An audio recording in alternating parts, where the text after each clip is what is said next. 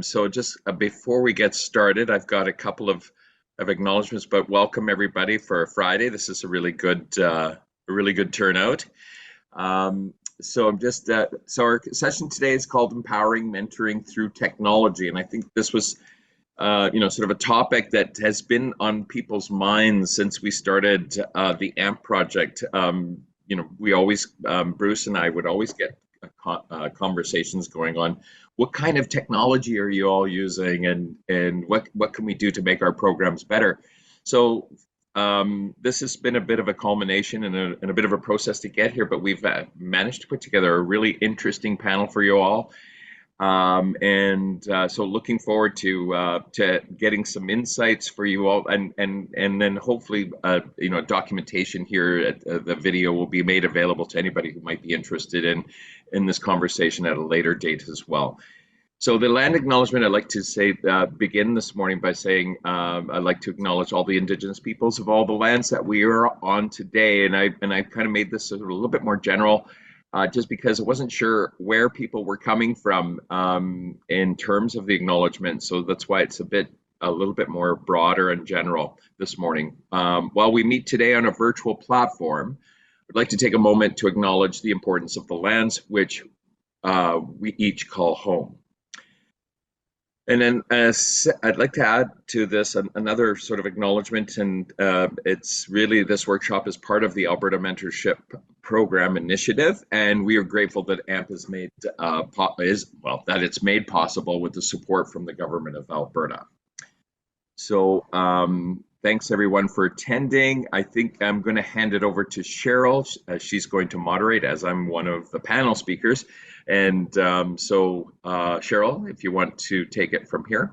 Yeah, thanks, Doug. And I'm just going to explore whether I can pin the 4 panelists.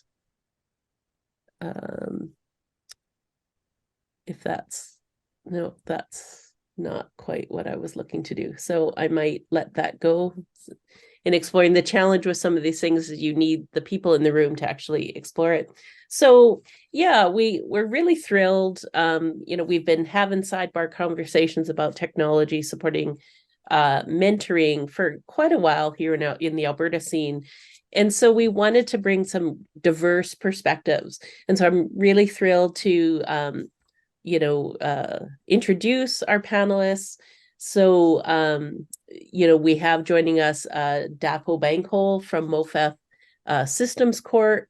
He's president of that organization. It's a Black-owned tech enterprise in Calgary with 22 years of experience in IT. And so he's a master problem solver in business analysis, project leadership, business process automation, and software development. And so, we had the pleasure to encounter him in conversations about career mentorship, in the prairies. And so we were really thrilled to have his perspective as a developer and someone who really helps organizations make use of technology. And then next we have Tracy Luca-Huger. She's Mentoring Canada. With Mentoring Canada, she's the executive director of Mentor Canada. And so it's the only national body dedicated to supporting and advancing the field of mentoring in Canada. And so, Tracy has been passionate about creating meaningful connections and mentoring opportunities across Canada, particularly for young people and youth across the country. And so we had invited Tracy because Mentor Canada has taken on the initiative to partner with a mentoring software company to pilot a national mentorship platform relative for youth mentoring programming. So we really wanted her to share that experience with us today. We also have, Najib Mangal, who many of you have seen as a leader in our community here. He's from Lethbridge Family Services, and he's the manager, community connection and employment related services at LFS. He's also a licensed Canadian immigration consultant. And so Najib and his team have really just this year started piloting a mentoring software for their program. And so despite his protestations, we're just at the beginning. I said, but that's perfect because it's at the beginning. We have all the questions and all the concerns. And so you're able to speak right from that first year of work. And then finally, we have Doug Piquette from Edmonton Region Immigrant Employment Council. And as executive director and founding director of ERIEC, as well as project sponsor for the Alberta Mentorship Program, Doug's led several projects within his organization to advance mentoring using technology. And so they're in the process right now of updating a software solution that they've used for some time. So different perspectives. And I know that in our audience, people are at various stages of launching, have launched, just getting off the ground their program. So we thought it'd be great to bring some of these perspectives forward and maybe seed future conversations about this as well. So for the format, and thanks, Dapo, I see your message that you're having some issues with your camera. So I might just do, pose the questions and go in order, and I'll sort of set you up about who's speaking and who's next. So, our first question is to really look at the purpose, like the problem that you're solving through the technology or the technology platform that you're using. And so, maybe for this round, I'll start with Tracy, and then Dapo, we can have you speak. Thanks, Cheryl. At Mentor Canada, our work is around convening, capacity building for mentoring organizations, and to further build out the field of mentoring. So early on in our work, just pre-pandemic, we had conducted and worked alongside with the Service Corps to understand what young people wanted. When we talk about young people here at Mentor Canada, we talk about young people up to the age of 30. So we use a federal government definition. And so when they started to explore what young people wanted from mentoring, one of the gaps and one of the barriers for them was that they didn't always have access to mentoring in the format or the form that they wanted it. So they wanted to be able to connect with people individually, in person, but also remotely and virtually. We know young people today are very tech savvy, that the way they communicate looks very, very different. And that the use of technology and apps plays a role in how they communicate with people. So it is shifting. And so at Mentor Canada, we wanted to start to explore opportunities, how young people could start to connect and continue to connect with mentors fluidly. So whether that is an in-person mentoring relationship, but also how could they continue to connect virtually or using apps or engaging technology. What we also know about our field is that technology hasn't always been at the fingertips. It can be costly. Not always having the subject matter expertise. So at Mentor Canada, what we wanted to do is to remove some of those barriers for young people to access mentoring in the way that they wanted to. And then, of course, the pandemic hit. And then everyone was like, how are we going to manage our mentoring programs? Because young people still need mentors, and mentoring relationships still want to connect.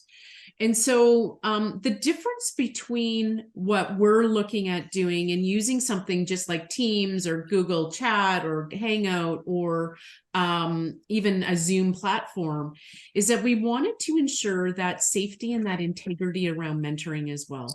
That we wanted to have a platform that was specifically designed for mentorship, but not based off of a program. And so we combed globally at that point in time, back in 2020, virtual mentoring software platforms. And so we looked at everything from programs over in India and software in India to the US to actually here in Canada. And so what we found at that point in time, it certainly has evolved extensively since the pandemic, was that most virtual mentoring software that existed out there to connect mentors and mentees and to deliver mentoring was program-based. So people had a program model and then they developed some technology around it. And our work nationally, and given the wide scope of mentoring experiences that exist, we didn't want it based off of a program because it became too regimented. And so we ended up finding a piece of software, Canadian-based actually, that really was a platform that programs could build their model into. And so what we wanted was to ensure safety, security, based in Canada. But the second part around that also was that so we could further advance how programs administered mentoring. And so the difference between having a platform and using a platform and integrating that is that administration functionality. And that's a really important piece, because what a platform can do is then allow those administrators to take away Excel spreadsheets, all of that manual work, and be able to see your program when mentors and mentees are meeting, add curriculum in. That was really important. We wanted a one-stop shop to start to revolutionize how mentoring programs are delivered. And so that is why we wanted to provide something for the field, was to further advance the integration of technology into mentoring relationships and how they get managed. But beyond that, we also wanted to provide the opportunity for programs to administer programs and have a 365-degree view on their programs, how often people are connecting, when they're connecting, being able to have something that was also app-based so that mentors and mentees could meet, whether they're at home in front of their laptop or their computer or their desktop, but also if they're on the road. Because we also know that those can be barriers to mentoring relationships if people are traveling, if people move. And so we wanted to really remove all those barriers around mentorship that were creating barriers from initially connecting, but also maintaining and supporting those relationships. Great. Well, thanks, Tracy. Yeah, I mean, lots of goals that you're pursuing with that. Najib, actually, or sorry, I'd said Dapo was next. So Dapo, could you speak about what you see the purpose for technology specifically for mentoring? Yeah, let me try again. Hopefully, an apocalypse doesn't happen this time around. But if it does, that's not. It's just my anyway.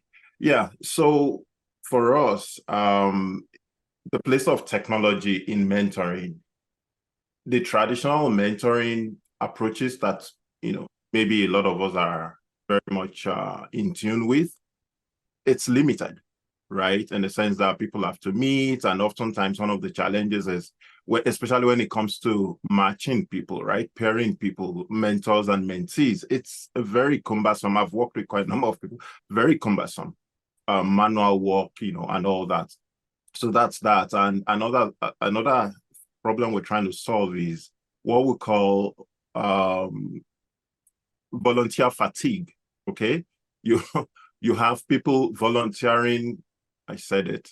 So you have people volunteering their time and all that. And let's face facts. The reality is, when everybody has something to guide the next person, it doesn't matter what level of life you have. You are there. You've passed through certain stages, certain experiences. You have something to help other people. But part of the challenge is we discover there is this hidden mass group of people who have a lot of things to pass across.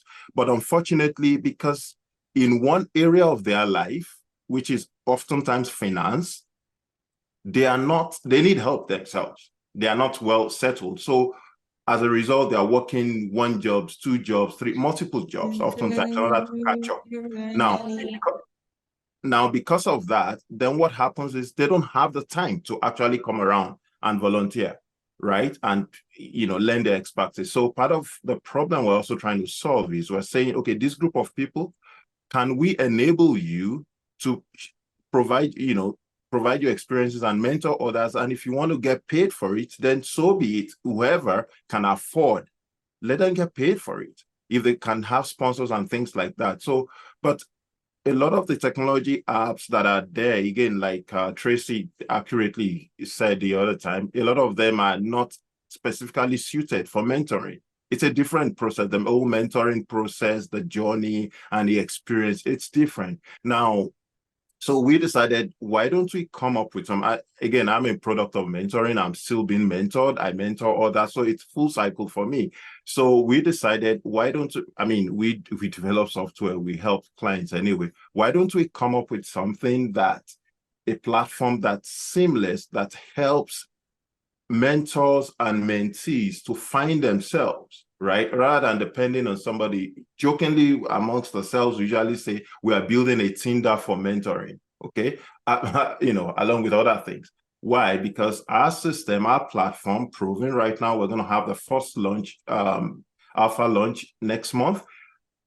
It allows you, it's going, based on profiles and things like that, it's going to suggest potential mentors and mentees to each other. That's what it's going to do.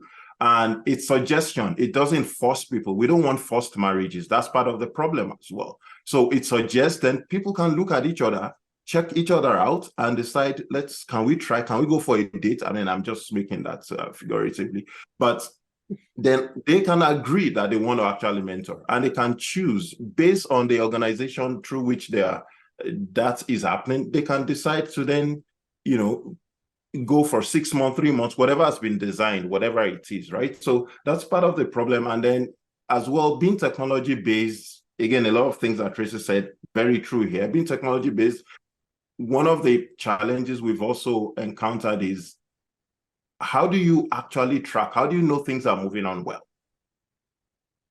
How do you do that?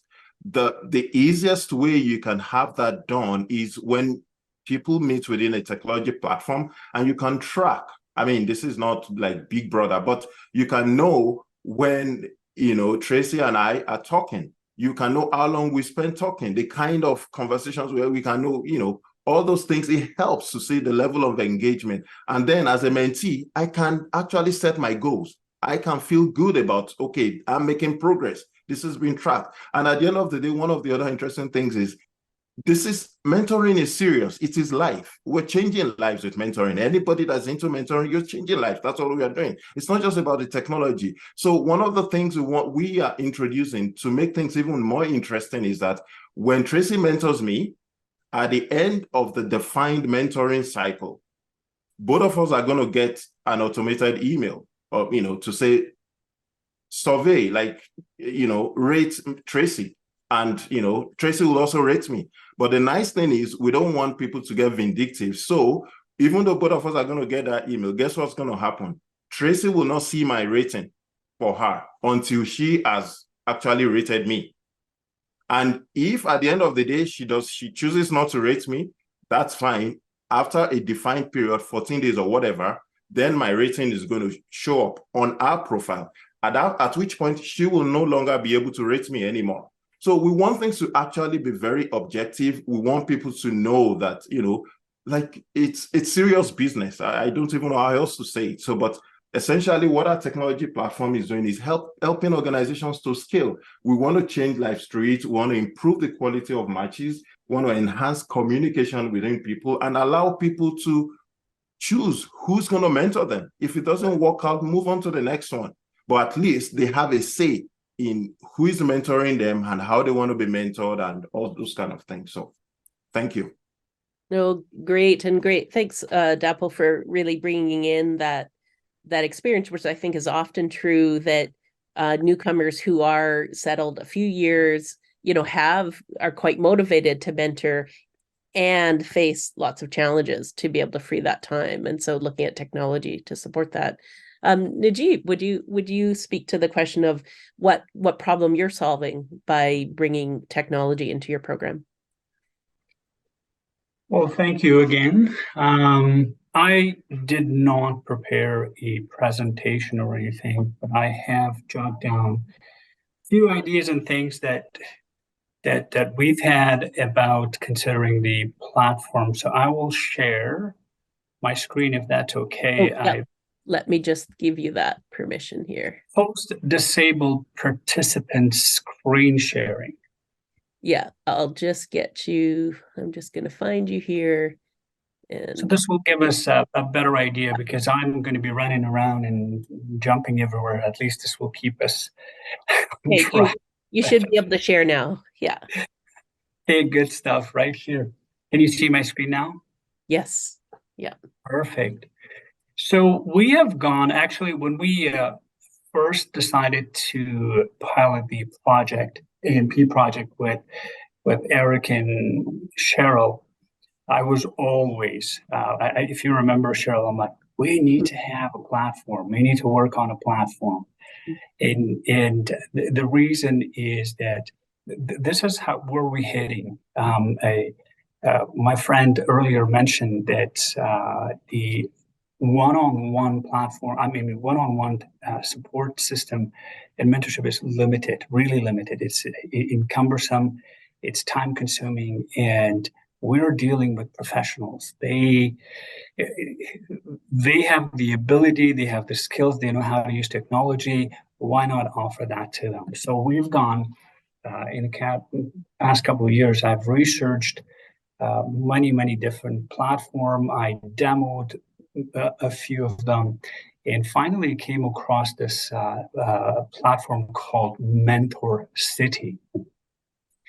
So let's go through the reason for considering the platform. So optimizing the administrative piece. I've said this, and I sound like I'm always complaining that small center like ours, we're funded badly. I hope nobody's here from IRCC. One thing is the staff time utilization. How do we use their time?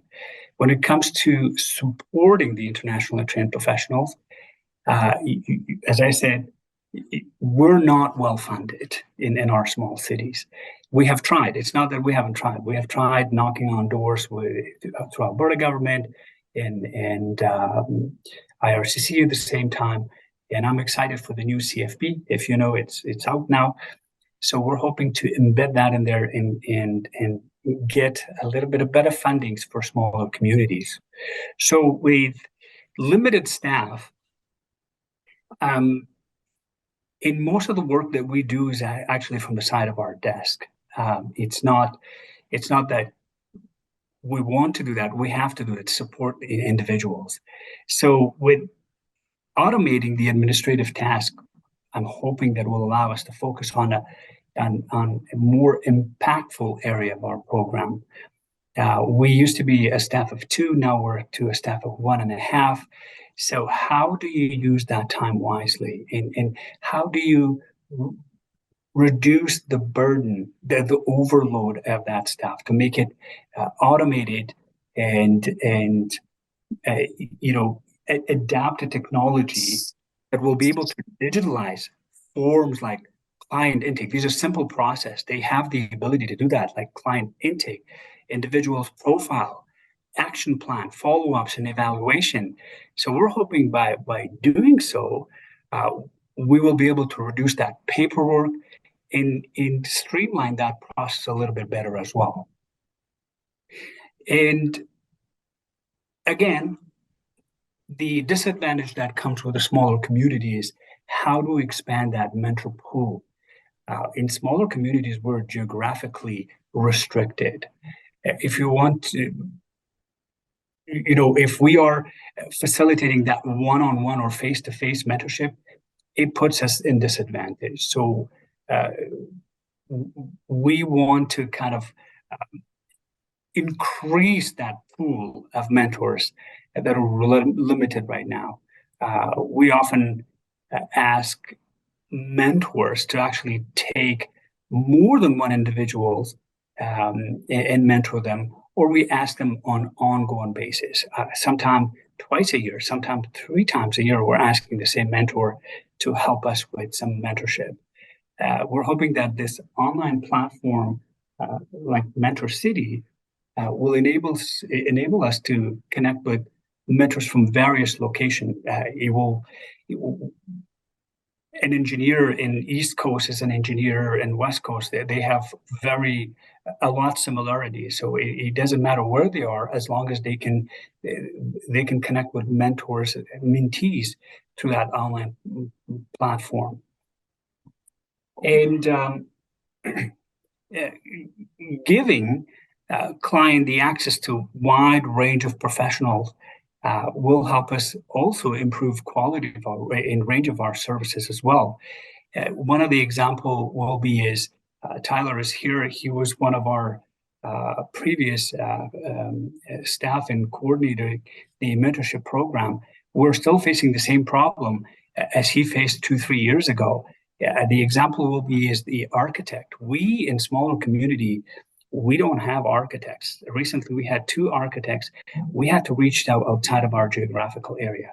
The architects that we have here, they're not simply available, or they don't have the time to be there to support you. Again, it was mentioned centralizing tracking and mentoring. And so these are some of the ideas that we have, and hope, maybe I'm ambitious, but it is so far working in providing us actually a positive feedback, positive support by going online. A unified platform, I'm hoping that will make us much more easy to keep track of progress, resource allocation in administrative tasks that we have that will take away from our staff. In addition, that everything we need, those platforms nowadays, they have the ability to create anything you need. You need a tool, you need a connection, you need a communication tools and method. They're able to facilitate that.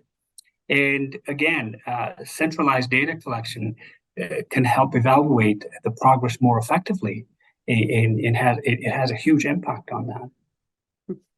And as I said, mentors are able and they're capable of using, or they're competent in using these platform.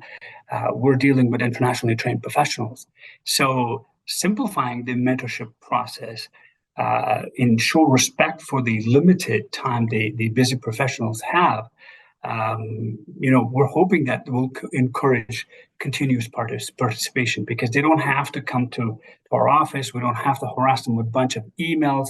The process is very simplified. You go online, we send you a link, and that link will guide you step by step what form you need to complete, where are your resources, where's the data.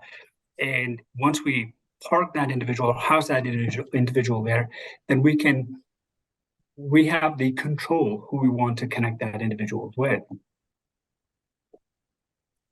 So next will be the benefit that I'm hoping to get out of this. Najib, can I kind of halt you on that? We'll come at that in a next round of questions, if that's all right. Yeah. And so, if I could have you stop screen share and we can pop that back up when you're next around. Sure. Yeah. And so Doug, what is the problem you're trying to solve through the technology you're using? Yeah, thanks, Cheryl. And there's a lot of similarities between sort of the needs and that Najib identified, and listening to Tracy and to Dapo, like talk a little bit about some of the other possibilities for online platforms. I mean, it's something that certainly we're always looking at in terms of how can we make our lives easier in terms of running a mentorship program, looking at efficiencies. Quite a few years ago, the government of Alberta helped us out with a platform that we were looking at, and was probably at the time one of the most economical possibilities. And the platform we've been using is an open source system out of the United States called Civicor, and goes by Neon today. And one of the reasons why we went with it was certainly for the basic sort of function of a client management system that we needed and required to manage the data. I mean, we started off in the early days with small numbers when it came to the mentorship program, and so Excel sheets were fine at that time. But it also helped us hone our craft in terms of how do we, sort of manage information, make matches. And so we, in the day, and we still to this day, in the sense, handcraft those matches, and which is really helpful, because certainly algorithms. I know Dapo probably would be a little bit concerned about what I might say now, but algorithms are great, but that doesn't in some ways meet or doesn't supersede some of the the magic that human beings do.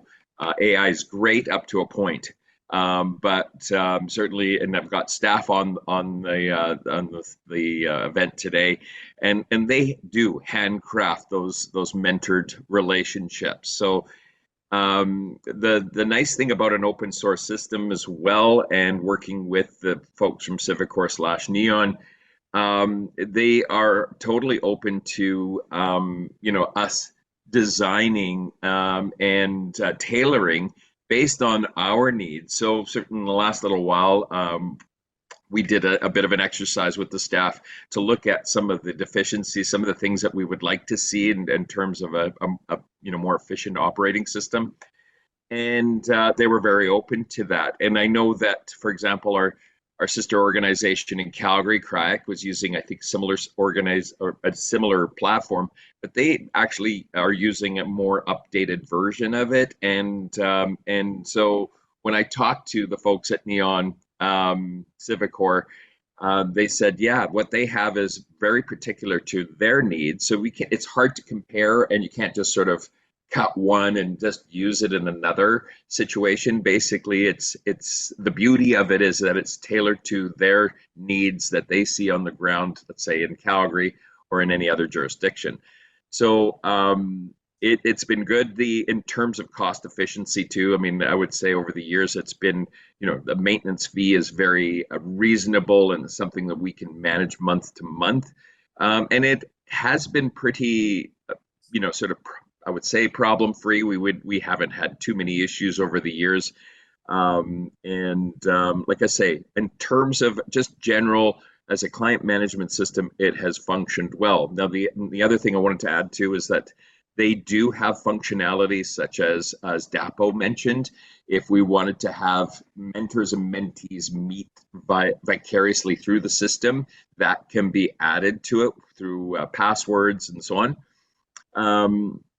And we had looked at that possibility, but we also, with a team of 6, or actually a team of 3 running the career mentorship program, it gets a bit complicated. And managing, our annual mentored matches that we do for, let's say, the federal government is about between 125 to 140, let's say.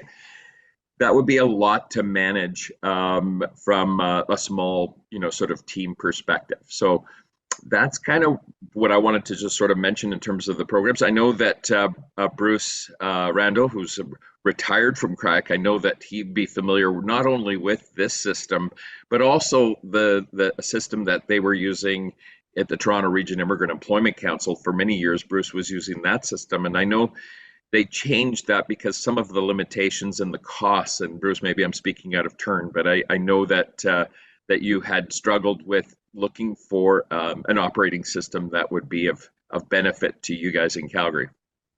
Yeah, most definitely. And I'll just interject, Cheryl, just for 30 seconds.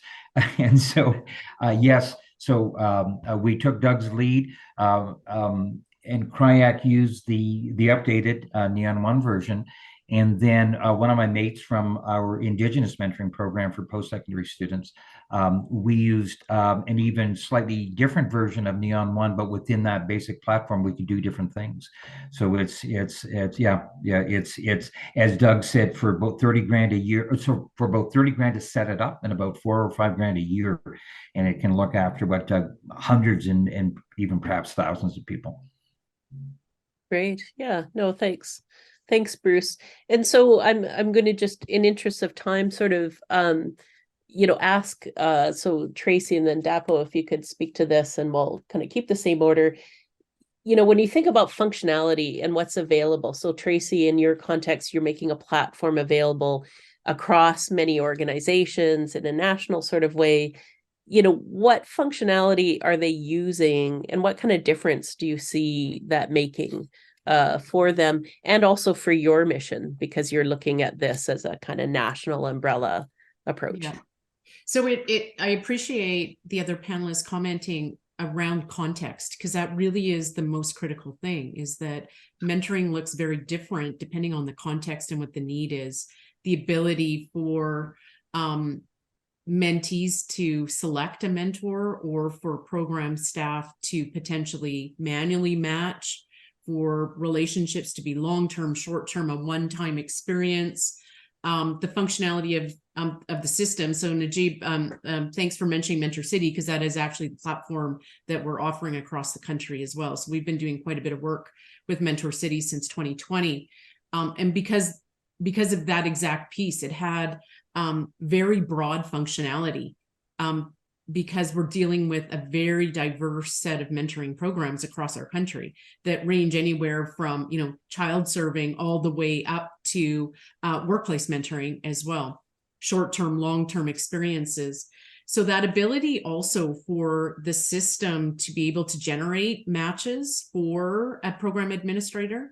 I appreciate all of the panelists' comment around resource limitations as far as staffing and infrastructure. And so those are pieces that we really want to provide to the mentoring field, are those opportunities and those options and tools and resources that actually enhance your program without having to hire more staff. Being able to virtually see and using technology, see the progression of mentoring relationships. So that functionality was important. The other part of functionality that was really important as well was that, again, that there was an app that mentors and mentees could access their relationship, connect, but also for program administrators to be able to administer their program from a phone or a tablet. And so I think those pieces are very important. The other part is being able to house your entire program within that site, so that as an administrator, as a program, you can put all of your resources and tools at the fingertips of mentors and mentees, instead of having to email something or go into a back end of a website or having to search. You can put in links, you can put in your entire curriculum, you can put in your evaluation, any tools or resources to enhance that relationship that is built into your program. So it eliminates that back and forth again of spreadsheets for an administrator, but also emailing, because you can communicate as well right out of a system with your stakeholders and with your constituents. So that broad functionality, depending on the context, was really critical for us. Because how individuals like to communicate now needs that flexibility, but also how we're communicating with mentors and mentees to keep them engaged at the right level, but also just in time. No, great, Tracy. And, having worked a long part of my career in e-learning, in the early days of e-learning, seeing supportive technologies and also sort of disruptive, transformative technologies. And this is part of why we wanted perspectives across this, because there's all sorts of levels of engaging with this. And so thanks for sharing, from this kind of national platform perspective. So Dapo, look, given, you're bringing quite an interesting perspective as the developer, what do you see as sort of key functions? I know you're involved in a development project, for mentoring software that maybe earlier or other, tools are not representing, or things that you think are really important for your user audience.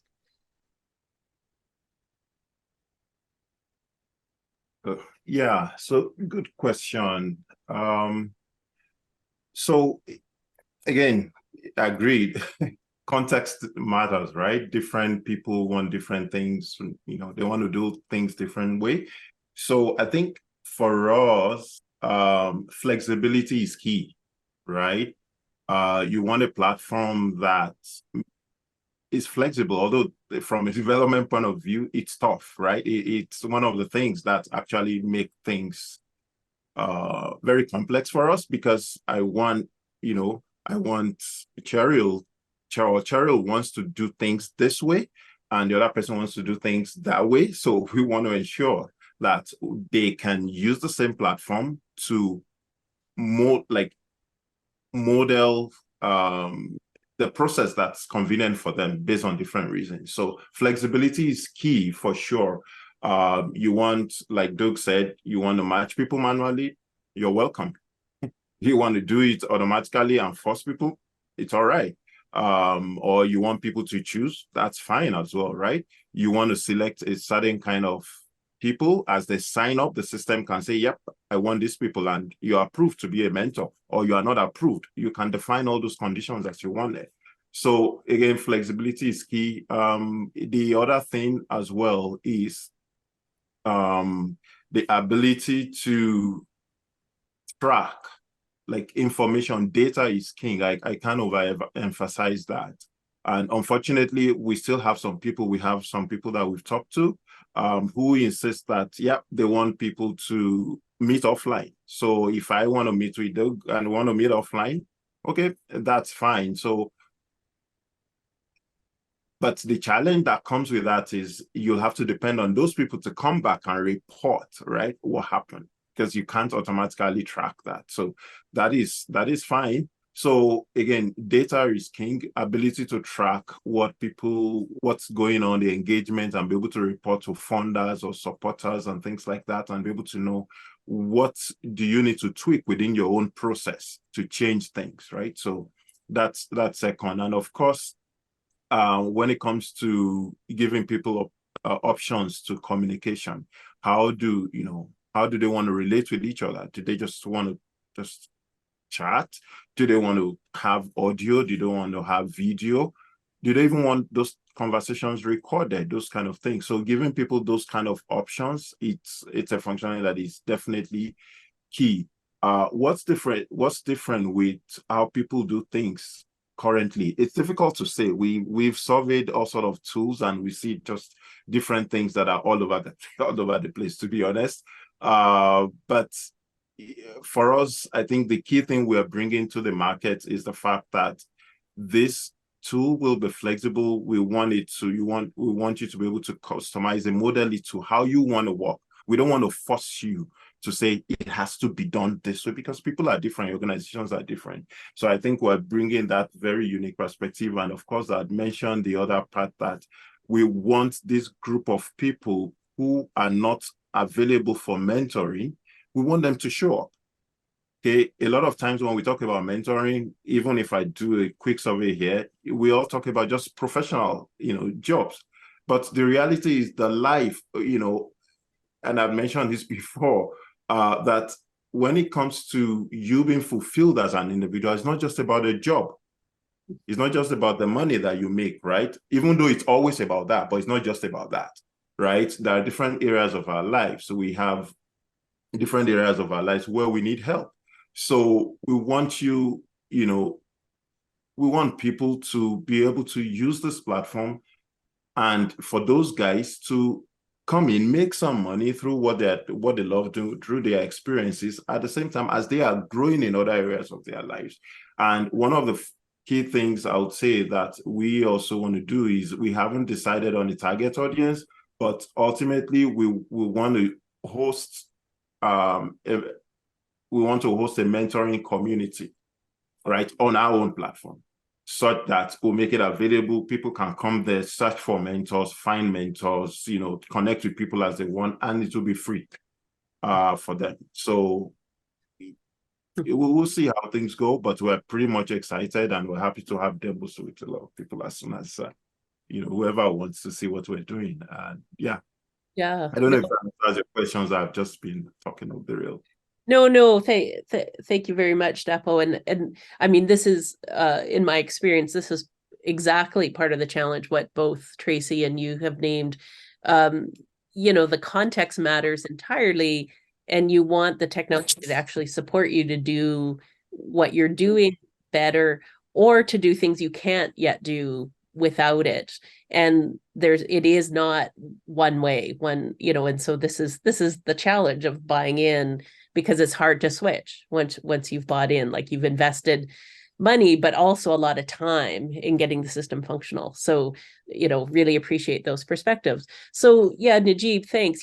Sorry, just in the flow of it, it'd be great to hear, one or two of the benefits you're really seeing already, in adopting a technology to support your program. Well, I can go on and on about the functionality and the things that it does for us so far. A few things that I'll mention, and actually I mentioned a few things earlier as well.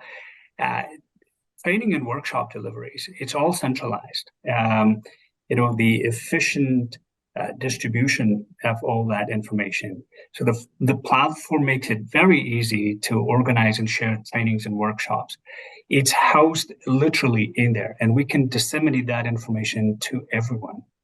And say, hey, this is what we're being offered, and participation. We can track that participation in live, like we know exactly how many and what and whatnot. It doesn't have to be only our information. We can use third party. We can use pre-existing, pre-recorded. That information could be all housed in there. With broad reach, as I mentioned, allow us to large audience. It doesn't have to be just mentee or mentor.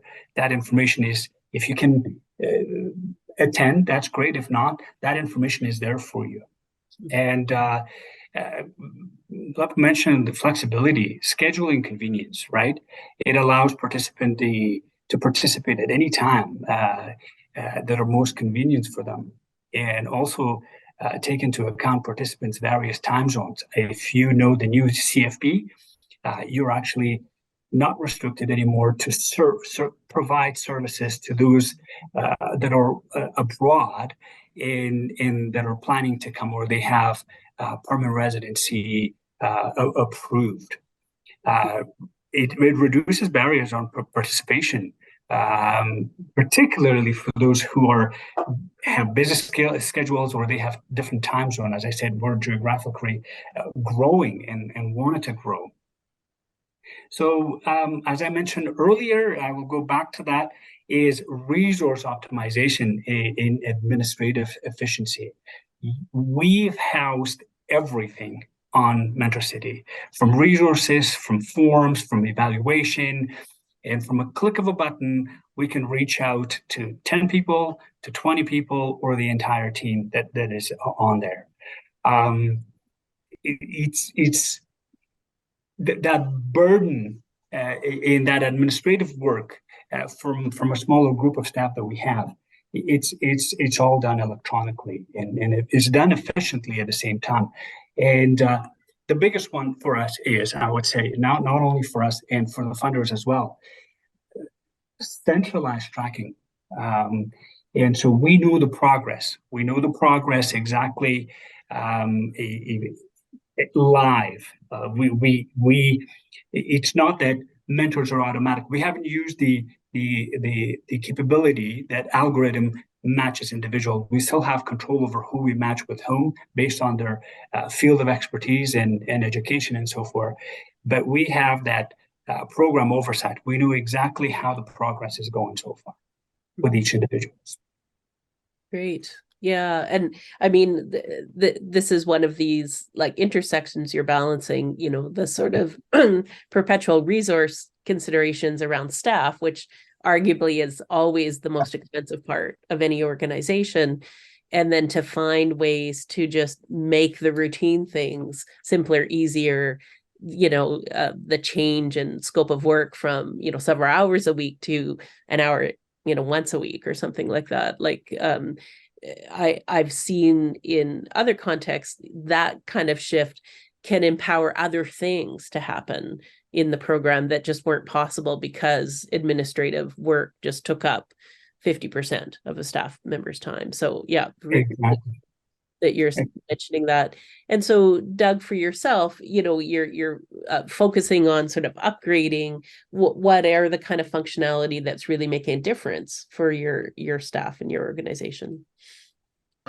You know, again, just going back to the reason behind and what our system currently does, which is really a repository of information and out of data as well, in terms of both, like, let's say, from the employer side of things as well as the employee side of things, and also from making communications more efficient, and that means in areas of reporting, employer engagement, because sometimes there are you know, sort of clients that we have that they're not always engaged 365 throughout the year.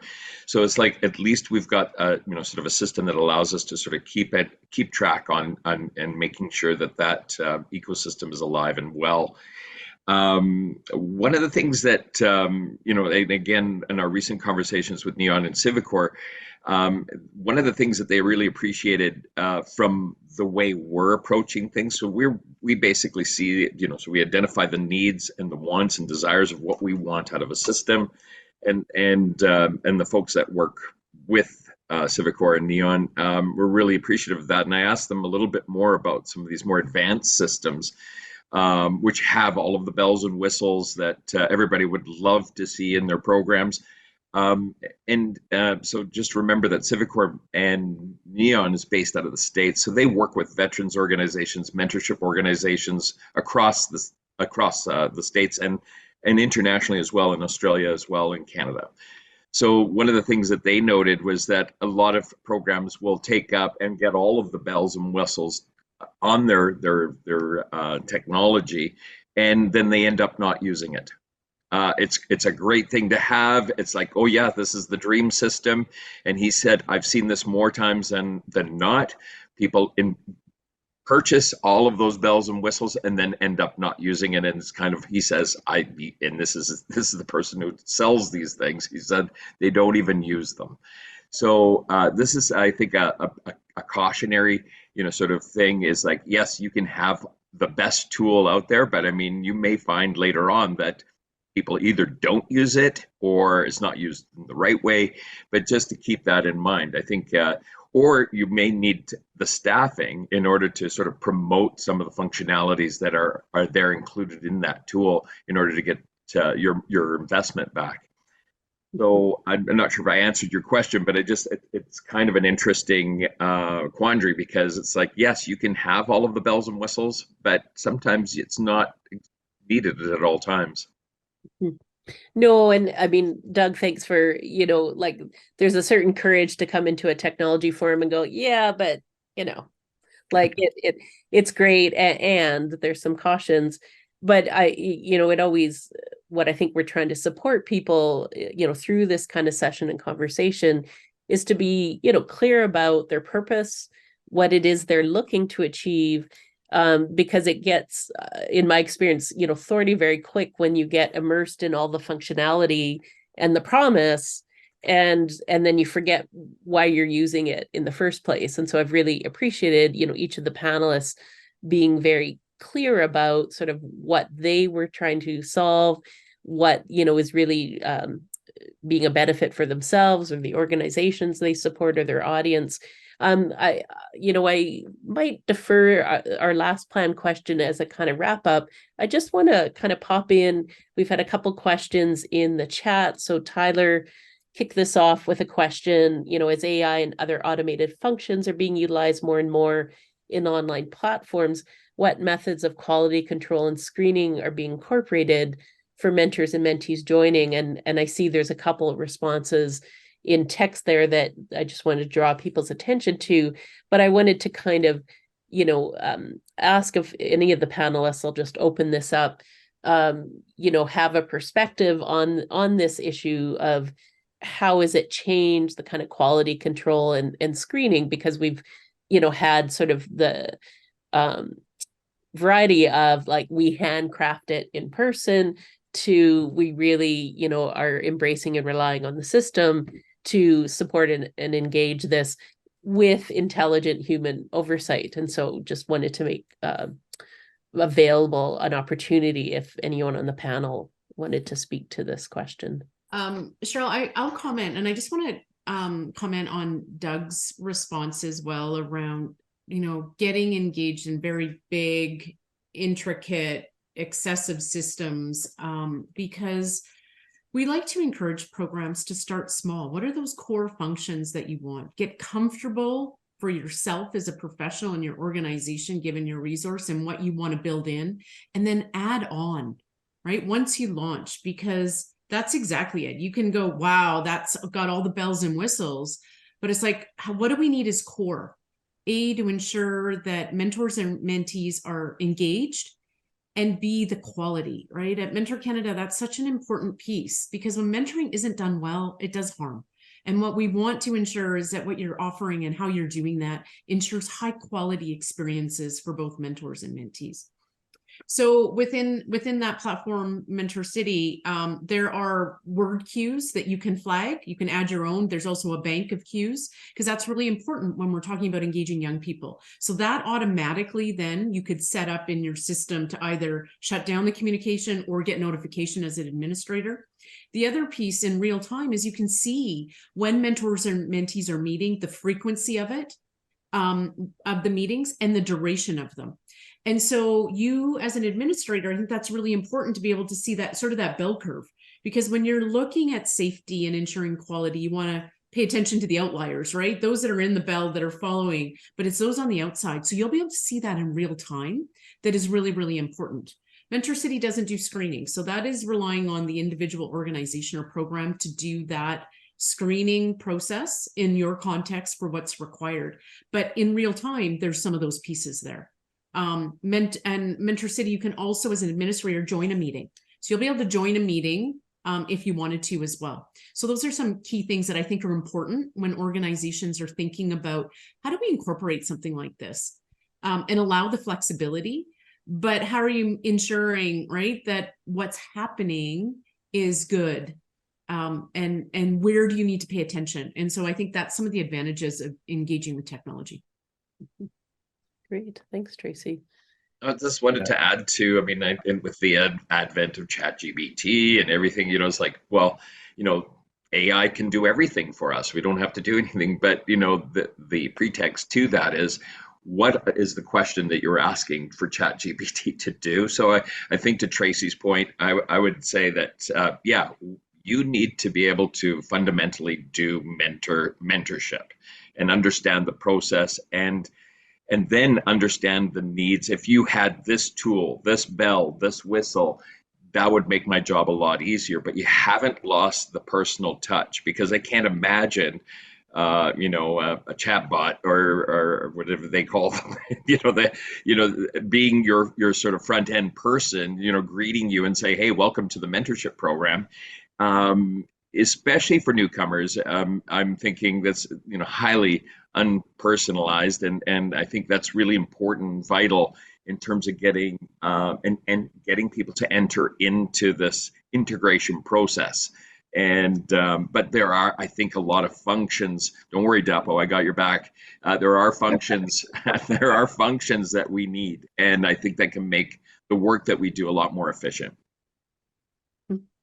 Yeah, can I quickly add something? Do we have time? Yeah, please. Yeah. Okay, so just very quickly, like, totally, I agree. When you have all these bells and whistles, you get lost sometimes, oftentimes actually. So we need to always remind ourselves, why are we there, right? What exactly are we trying to achieve, and to focus on that. But that said, one of the things I think we should also be well aware of is when it comes to, screening or security and all that, at the end of the day, we should realize that security is a changing landscape. It never stays the same. Never, ever stays the same. So no matter what you do, with our own tool, of course, you can say, define your screening criteria if you have this, if you have that, but that is just quantitative. There are some qualitative side of the screening side that you can't really, do that with a tool. Right? Do you want to know what actual experience that I have and all those things? So we still leave that to people to do. So you have that option. But my point ultimately here is that we have to treat this like security, right? The same way we treat security in our organization. It's a learning process. Based on what is happening, you change, you just change how you handle things and all that. So, and that is why for us, one of the things we're doing is ensuring that the moment we launch, even now, is it is our user base that actually informs how our platform evolves. It's not just we sit in a corner. No, we have a basic idea, but so we have to continue to listen to people. And that's what any organization should be doing: listen to people and then evolve your strategy as things go, based on what's working or not working for you. Yeah. I just wanted to add one other comment too, because don't forget, we're all in sort of the nonprofit sector, and funders are, I think, sometimes reluctant to provide some, because this could be a very deep pit of money that we can get into, and technology is changing constantly. So yes, you could buy the best system today. A year from now, you might be looking at some major changes because things have evolved, and you see other needs. So one of another caution I would say is that maybe funders are going to be careful about how much they're going to invest. I think they see that there's a need, especially IRCC or other funders out there. They see the need, but they're also probably a bit, it could be trepidatious for them because it could be an endless, request for monies to update the systems or systems that have outdated themselves. Right. Just to add to that, Doug, these were some of the questions that we were asked by IRCC before we subscribed to the software. What controls do you have over the software? Where is the security question? Where is this software located? Is it in the United States? Is it in Canada? And if it's United States, there are certain criteria that you have to meet. But if it's housed in Canada, they're less reluctant to adopt those ones. Again, when it comes to our practice at this time, we do not allow 100% automated process. The initial screening is done in-house, and that common goal or mutual goal or plan of action between the two parties are actually created mutually through us and through our involvement. And then we let the individual decide from there and give them some autonomy in how to work together. It does not limit individuals completely to be 100% on virtual platforms. They have the ability to decide if they wanted to go for a cup of coffee, they wanted to go for a meal or something.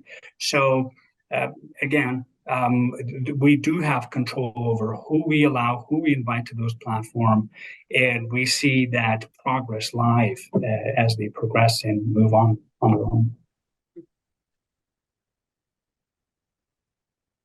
So I wanted to just check if anyone had questions that hadn't been captured in the comments. I'm just going to draw attention for the panelist. Guillermo had asked for information about Mentor City, I believe, or the Dapo, your system. So if you wanted to follow up with him, his email's in the chat about that. But yeah, Bruce, if you had a comment or if there's questions, let's take a few of them now.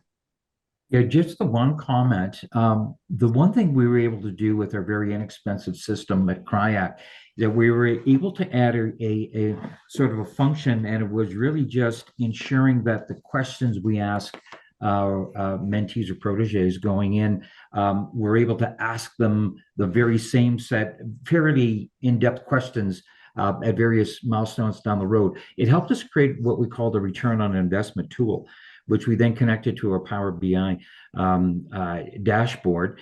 And it really didn't cost us hardly anything to sort of put that whole thing together, but it was a wonderful tool to be able to go back to the funders, to be able to say in an anonymized fashion, here's some of the information.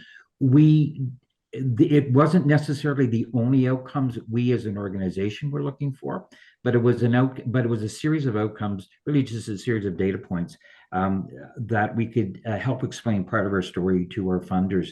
And again, I'm amazed. Now, I'm not completely thrilled with the way Neon One can work, but I'm sure that many other systems are able to add these other pieces. So when we're looking at things, and Tracy, I know that we're going to have that my colleague Vanessa and I are going to connect with you about Mentor City. We'd love to talk to you about some of the stuff Dapo was talking about, sort of a concierge process, and then be able to sort of, adapt some of those things. But awesome comments from Najib and Dapo and Doug and Tracy.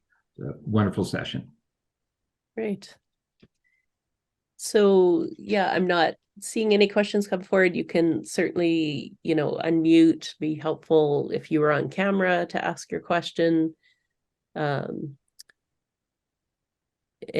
if people aren't seeing one come forward, then maybe I'll look at our sort of closing round, and we can maybe do a few at the end. I love that, Dapo, you talk about security, like it's an ever-changing landscape. Like there's no such thing as secure. Like it's secure today, so it's good forever. Like it's an ongoing evolution and challenge. So to bring the question of, given where you are today, what are the challenges or questions you're facing moving forward relative to the technology that you're embracing? And so again, maybe Tracy, I'll have you go first, and then Dapo and Najib. Sure. I think it was alluded to around the infrastructure. So part of what we find is that organizations don't necessarily have the internal capacity even to set up some of these systems. And that's a really important part, is how do you get engaged? Typically, in the programs that we see, we've got somebody who's running a mentoring program, but also doing multiple other things, or that technology piece certainly isn't their forte.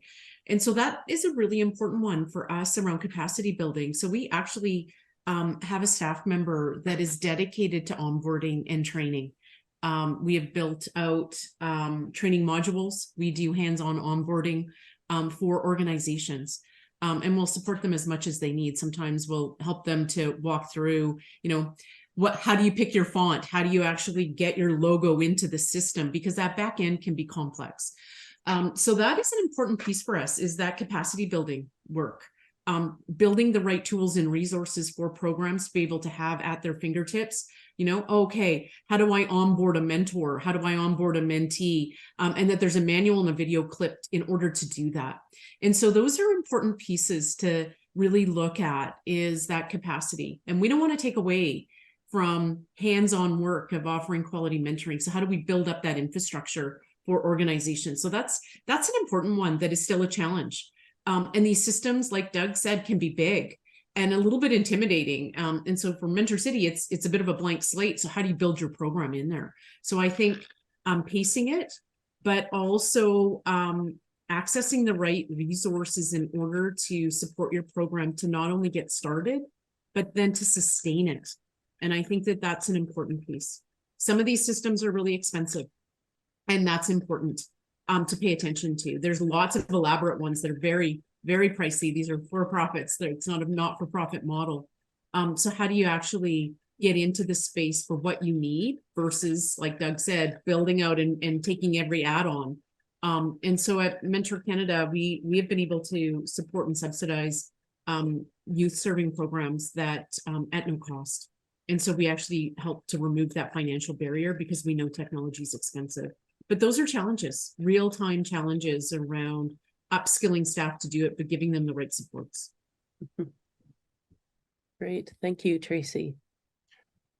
Yeah. I'm just going to maybe add to that too. And I think for anybody on today's session, thinking about, how this might look, I know in the early days, we've always sort of had a mentorship map. So like that's, just sort of laying out from beginning to end in terms of your sort of mitigational touch, and having a look. So when you look at that map, where can you, sort of see where technology can be used and utilized? Because there may be some pieces in that map that might not necessarily need today, but maybe tomorrow. But this way you can sort of systematically look at from beginning to end.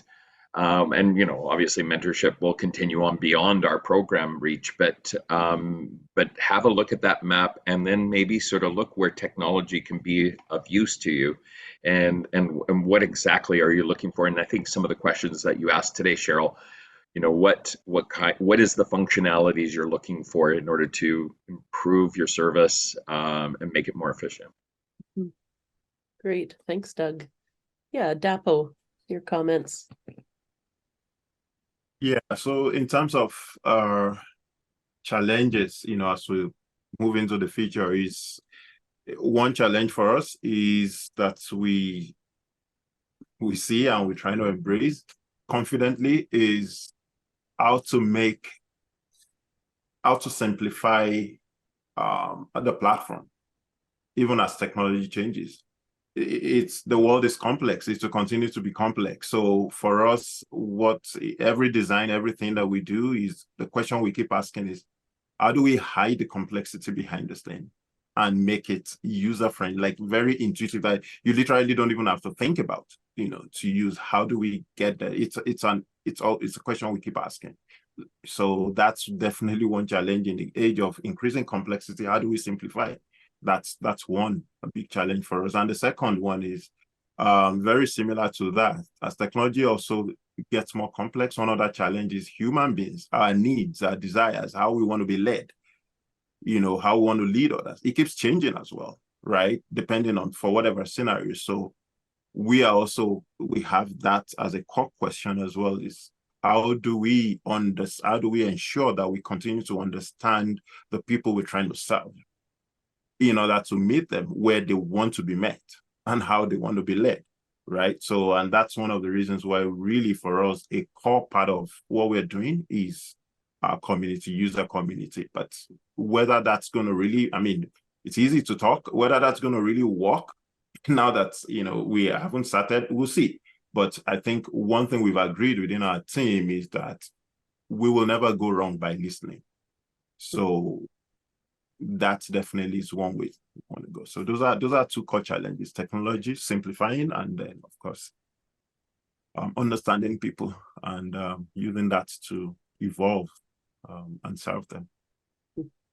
Great, thanks, Dapo. Najib, what questions or challenges are you facing? Well, I'm always excited about technology. I think, I'm always excited, and I think I forget that I may be understanding the technology, and it's, as Tracy said, capacity building within your team. Don't be as ambitious and think that everybody will be using that technology to full capacity or the feature it offers. So you have to start slow, smaller steps. At the same time, you can overcome that. We know that introducing any new technology is a challenge for the users. So that's why we're involved and engaged in that initial step. We don't leave it to automation completely. We bring individual and explain to them, are you comfortable? Do you need help? Can you handle this technology? Do you want to do it one-on-one? And you need to offer that options. It's not like, here's the link and you're in and you have to figure it out yourself. We're trying to build information, some videos, some cheat sheets and stuff like that.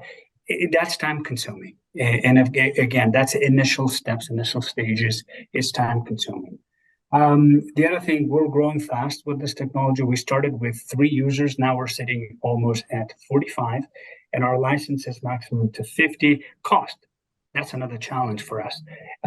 We are adding actually not only internet trained professionals on there, we're also adding the community connection piece to that as well. One of the challenges we're facing in there is, internationally trained professionals are tech savvy, but when it comes to our community connection side, we're talking about refugee folks. They have literacy issues or language barriers. That will be a little bit of a challenge for us going forward. We're piloting it at this time point and seeing if that's something that we need to go forward with or just keep it with internationally trained professionals. So it does cost money, it does cost time initially. But again, we need to be flexible and offer that flexibility, I would say, to the users if they want to do it in person or if they're comfortable doing it online. Great, thanks, Najib. And I do just want to cycle back, Kareem, thanks for your question about having platforms that are user-friendly for mobile phones or tablets. What I had heard earlier is that Mentor City has that capability to be used, not just for mentors and mentees, but for people to do admin work for the program through that. So I think that functionality is in place. Thank you so much for really interesting perspective. I really like to see the sort of diversity of thought and perspective on this. So thanks for not agreeing on everything, because it can really open up areas to look a little differently at what's going on. I know, the AMP project, the Alberta Mentorship Program, we focused a lot on what we call the mentoring ecosystem in Alberta. And of course, it's people first. But I think, as we've seen a growth, when we started AMP, there were perhaps less than 4 career mentorship programs, housed in immigrant serving organizations in the province. And we're, seeing either established, emerging, or planned about 13 or 14 happening now. So we're definitely seeing movement across the ecosystem.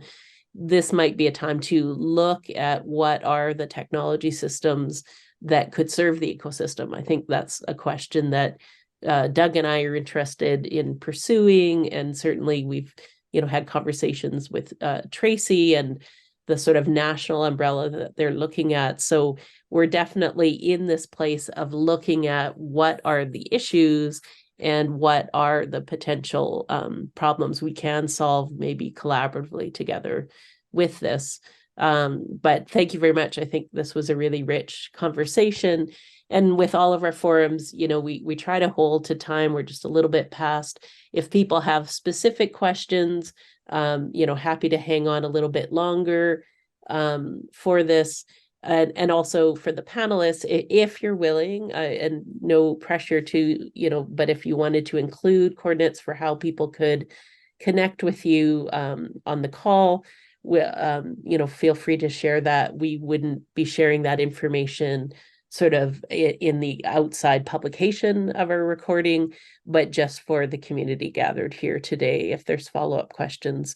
But as always, Doug and I are here, Bruce, as our 2 faithful organizational mentors in the AMP program. You can reach out to us and we can connect you as well if you decide at a later date that you really would like to go back and talk to that Najib fellow. We can make that happen.